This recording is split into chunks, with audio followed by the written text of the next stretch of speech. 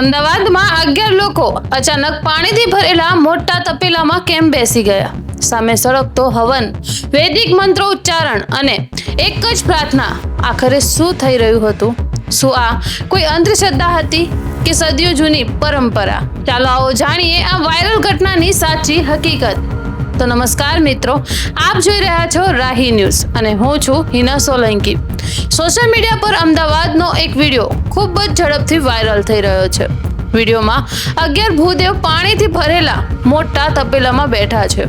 સામે હવન ચાલી રહ્યો છે અને વૈદિક મંત્રોના ઉચ્ચાર સાથે વિશેષ યજ્ઞ કરવામાં આવી રહ્યો છે. આ દ્રશ્ય જોઈને ઘણા લોકો આશ્ચર્યમાં પડી ગયા છે. કેટલાકે તેને અંધશ્રદ્ધા ગણાવી તો કેટલાકે ભારતીય સંસ્કૃતિ અને વૈદિક પરંપરાનો ભાગ ગણાવ્યો. મળતી માહિતી અનુસાર આ ઘટના અમદાવાદના વસ્ત્રાલ વિસ્તારમાં બની હતી. છેલ્લા કેટલાક દિવસોથી વરસાદમાં વિલંબ થતા પ્રજન્ય યજ્ઞનું આયોજન કરવામાં આવ્યું હતું. વૈદિક પરંપરા અનુસાર પ્રજન્ય દેવ અને વરુણ દેવને વરસાદના દેવતા માનવામાં આવે છે.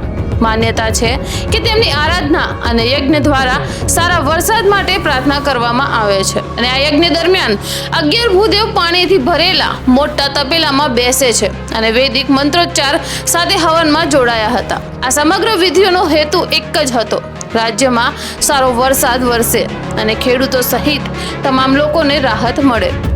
આ વિડીયો સામે આવ્યા બાદ સોશિયલ મીડિયા પર લાખો લોકો તેને જોઈ રહ્યા છે.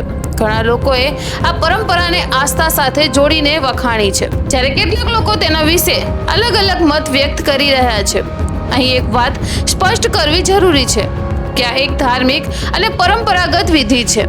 વરસાદ આવશે કે નહીં તે હવામાનની કુદરતી પ્રક્રિયા ઉપર આધારિત છે. યજ્ઞનું મહત્વ લોકોની ધાર્મિક માન્યતા અને આસ્થા સાથે જોડાયેલું છે.